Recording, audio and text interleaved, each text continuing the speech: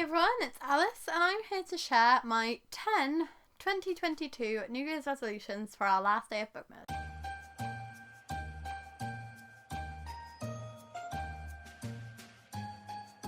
Yes, I know 2022 will be better than 2021.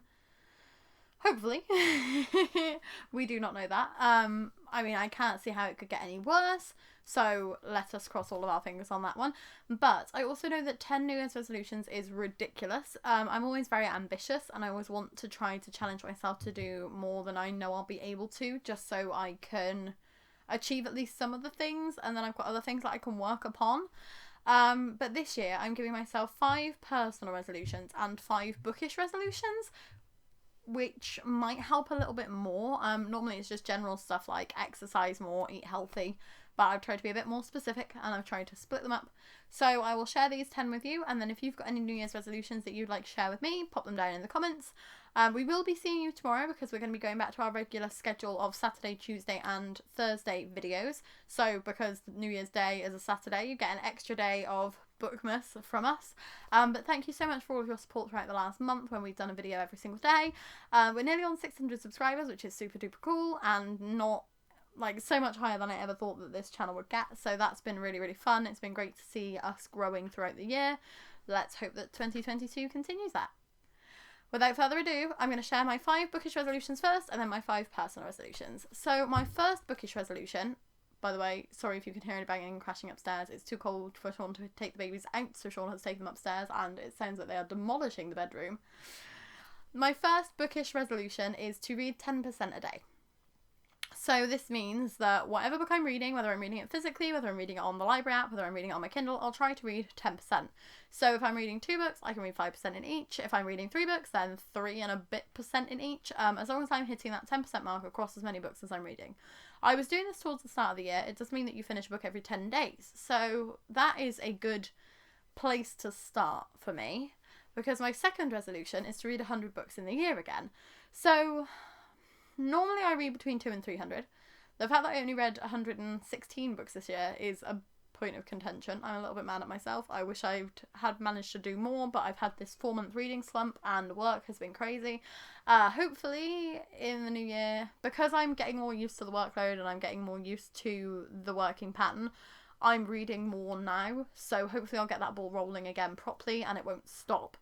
And that will be easy to achieve. But 100 books is my minimum. I'm hoping to get closer to 200, especially because I've got lots to catch up on from the past year.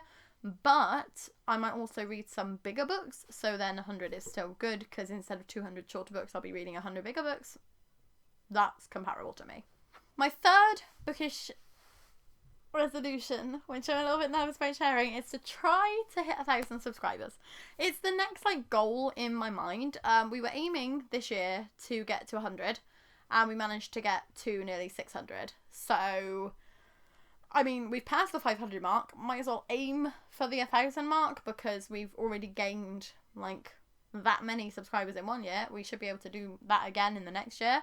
I'm a little bit scared about this one because it feels very, very ambitious. I don't know why it frightens me so much, but hopefully by keeping up with the schedule and by posting regularly and by doing some fun videos like this one, we will be able to hit that.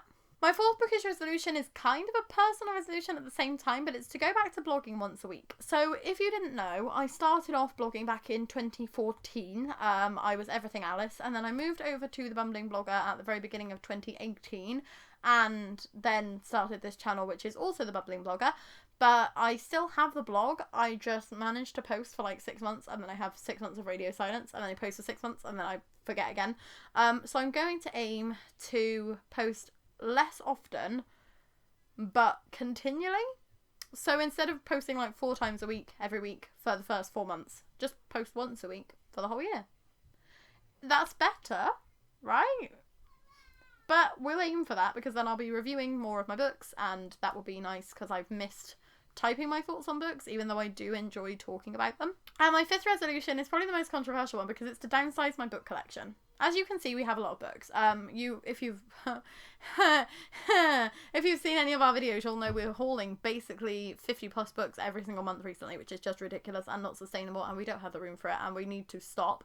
So I'm going to aim at paring it back, buying less books, really only keeping books that we loved rather than books that we liked or we might recommend to the babies when they're older. I just want to keep books that I really want to pass on to my children, and books that bring me joy. Let's Marie Kondo it. Let's just keep books that spark joy. If there's anything that just pisses me off or leaves me with a bit of a nasty taste in my mouth, out it goes. So now we'll move on to the personal resolutions. The first one of which is the one that should be easiest but will probably end up being hardest, and that's to stop drinking alcohol. I've only been drinking again for about 8 weeks, and I hate myself for it because I'm pretty sure I'm an alcoholic. So that's a fun thing to admit on the internet.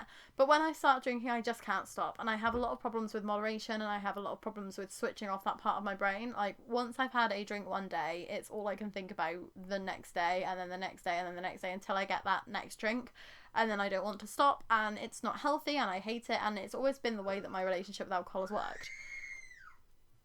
Screaming babies. So I stopped drinking when I was pregnant with Sophia, and I didn't start again until my friend's wedding this year, and that was a mistake. I shouldn't have started again. I should have been strong and known my own mind well enough to know that it wouldn't be a healthy decision for me, but I caved to my own peer pressure because nobody else was even pressuring me, and I regret that. So number 1 is to stop drinking alcohol again. And number 2 is to stop drinking energy drinks again, because again, I stopped drinking energy drinks when I got pregnant with Sophia. I had one energy drink between Sophia being born and getting pregnant with Ezra, and it made me feel horrendous. And recently, because of all the stress of work and the fact that I'm doing so many hours and I'm so exhausted, I've been drinking like 2 or 3 energy drinks a day, and that's not healthy, especially because I went from drinking none to drinking tons. So no energy drinks. No energy drinks whatsoever. And I'm going to miss them because I love the flavours, and the mango loco monster is like heaven in a glass, and I'm going to miss it. But it's not good for me. But what am I going to replace the alcohol and the energy drinks with? I'm going to drink a litre of water a day, at least. So as somebody who only drinks fizzy drinks or energy drinks, this is going to be difficult. But I want to get back to the stage where I'm drinking a lot of water, because when I used to work at the library, I drank water all day, every day. I just had my bottle of water on the desk, and I just drank. And I had a lot more energy, and I felt a lot better back then, like, compared to now. And I would just like to feel better again. I want to have more energy for my babies, and I want to be a bit healthier, so that's the way I'm going to do it. Even if they do scream continually the whole time I'm filming. So the 4th one should hopefully just naturally occur based off of everything else that I'm trying to do, and that is to aim to spend less. So by not spending money on alcohol or energy drinks, and by trying to buy less books, this should naturally happen. I just want to build up our savings a bit more, because where I was out of work for a couple of months earlier in the year, my savings went down a bit, and with concerts and festivals starting up again, and actually events going on, after a year of having nothing to buy tickets for, I can feel that I'm splurging a tiny bit. We're still saving money every month. We can still easily afford our bills. We don't have any problems, like, financially. But I would just like us to have more savings together in case you want to go on holiday, or in case you want to do anything to the house. So that's a good aim. And my last resolution is to try to do 10 minutes of cleaning every day. Now, that doesn't sound like a lot, but when you've got 2 children who climb all over you all the time, it's very, very easy after you've done a 10-hour shift to just come home and relax and sleep and let the housework slip. I'm going to try to involve Sean in this one, so I'm going to try to do it that I do 10 minutes and he does 10 minutes at the same time, so we're technically getting 20 minutes of cleaning done a day. I know he's probably not going to go for that because he's irritating. I'm joking. He's not. It's just his brain works in a very specific way. So he's like, no, when he does cleaning, he's like, I'll clean the bathroom today, I'll clean the kitchen the next day, I'll clean the living room, and he wants to do the whole job in one go. And that isn't physically possible with the babies, so then he just chooses to not clean anything instead, which is fine, like, I get it, but it's not realistic, and one of us needs to do something about it, so that's going to be me, and it's going to be me doing 10 minutes of cleaning a day. Even if it's while I'm brushing my teeth in the morning, I can have the toothbrush in one hand, and I can have, like, the scrubbing brush in the other hand, and just try to get the house a bit more presentable, because the kids have thrown their toys absolutely everywhere, and we've got piles of stuff that we've had to take away from them that's just shoved everywhere, and I hate it, and I want it to be nicer. So that's probably the most important of these goals to me, but also it's still a small one, so it's still achievable. And those are my 10 New Year's resolutions. So if you are doing any New Year's resolutions, let me know down below.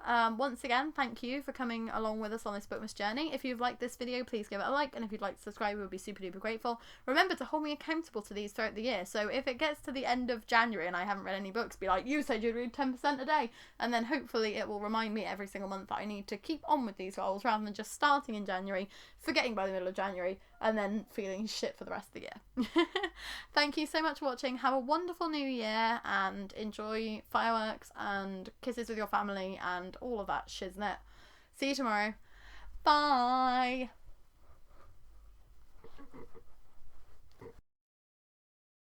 Balloon.